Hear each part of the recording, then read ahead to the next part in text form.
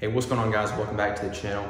Hope your Tuesday's going awesome so far. What we have in today is a 2001 Chevy S10 that's in for an interior detail, and the owner told me that he hasn't really cleaned this thing for probably around 10 years. That includes vacuuming. He actually has like a little broom he uses that every once in a while he'll go in there and broom some of the bigger items out of the carpet and that's kind of what he uses to get it clean. But today we're going to be doing a little bit of a transformation on it, so I hope you guys enjoy it.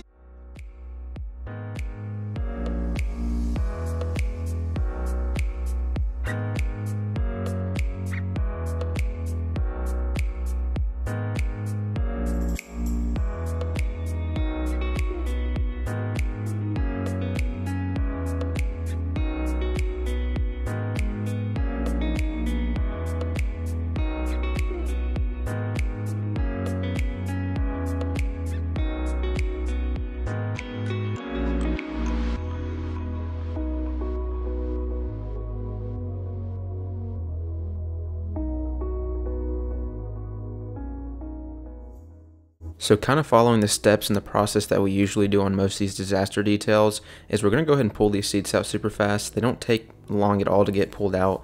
The difference with this one, I went ahead and pulled these door sills off too, that way we can clean the carpet underneath it. And what we're left with after we have the seats out is kind of a collection of, both customers' personal items as well as trash that we need to sort through. And you can definitely find some weird stuff when getting some of their personal items cleaned out. In this case, I ended up finding a ski mask in the back seat. So don't really know what they were doing with that, but I am curious to know your thoughts though, so let me know down in the comment section below, what do you think that they were using this ski mask for?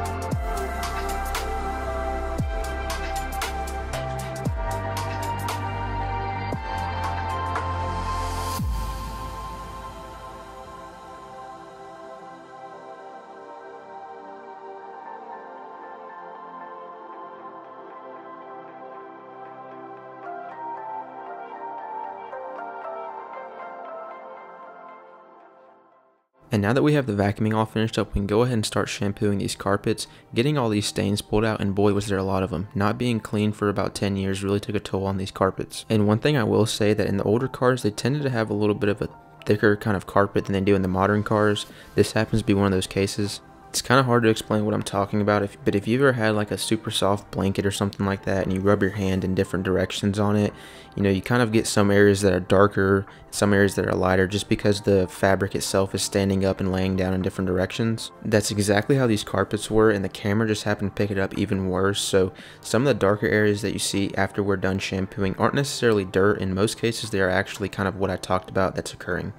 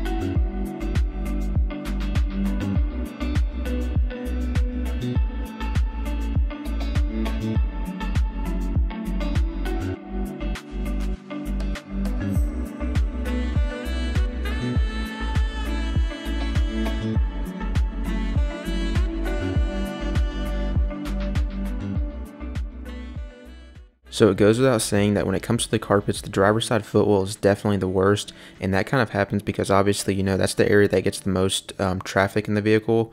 But we kind of need to take notes of our surroundings anytime that we're detailing.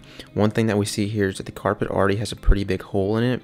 This is caused from what I understand the owner telling me is he's never had any floor mats in this truck at all during the time he's owned it. So by not having any floor mats in the vehicle, you're not only putting more stress onto the carpet than it needs to have, you're also pushing in any of this dirt. So you have to kind of think, if there's dirt sitting on the surface as you drive, as you move your feet, get in and out, you're basically pushing that dirt and grime even farther into the carpet.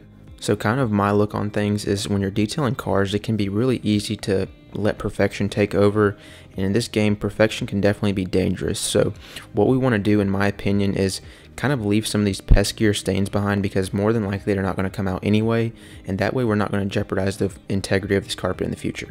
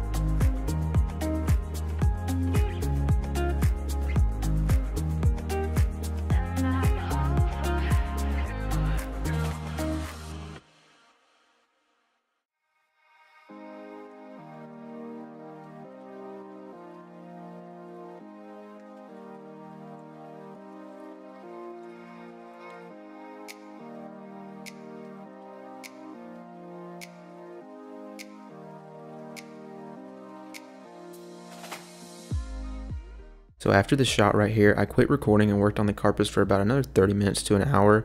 After that, I jumped onto the seats, and these seats needed a ton of work. And the armrest that went with the middle of the seat was probably the absolute worst because, I mean, you gotta think, someone's arm sitting on something for 10 years straight without being clean, it's bound to get a ton of grime collected on it.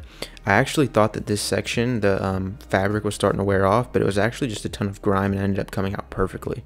But when it comes to the seats, it's essentially the same process as the carpets would be. The only difference that I like to take is, instead of mixing degreaser, I like to kind of cut that out of the mix. So what I'll do in my pump sprayer is I'll actually just mix straight Chemical Guys carpet shampoo, and I'll kind of leave that degreaser out of it.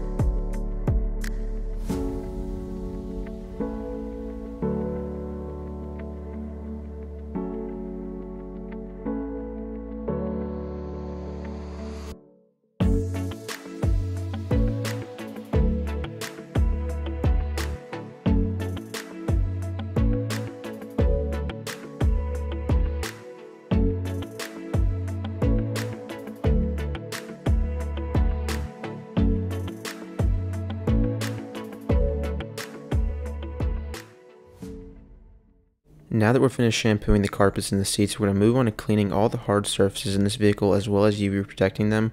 These include all the plastics, door panels, dash, things like that. And to my surprise, they weren't really as bad as I thought they'd be considering how long this vehicle was neglected. Nevertheless, we still needed some help from the steamer to get some of this grimy buildup off some of the surfaces. But basically what the process was in most areas was, we used a little bit of steam to start things off, and then we went in with a Chemical Guys all-purpose cleaner made for interiors. Then we'll follow that up by applying a high quality UV protectant to all the surfaces, and in this case it happened to be Chemical Guys Silk Shine. What this product is going to do that a lot of UV protectants won't is it's going to provide these plastics a deep matte finish that they would have from the factory. It's also not going to make them greasy, and they're going to dry to the touch.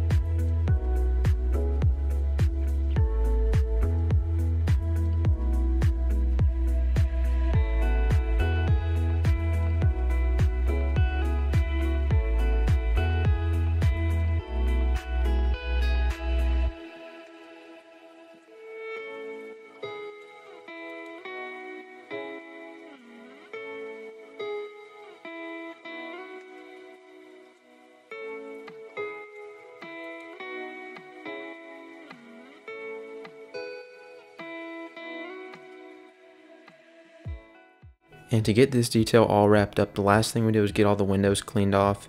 And unfortunately, you know, it always sucks, but this truck didn't come out 100% perfect. But considering that it's basically 22 years old now and really hasn't been maintained well when it comes to, like, you know, cleaning and stuff like that. But nevertheless, it did undergo a pretty significant transformation, so that's always great. But if you enjoyed the video, please be sure to leave a like. And if you'd like to support the channel and you haven't already, then definitely consider subscribing.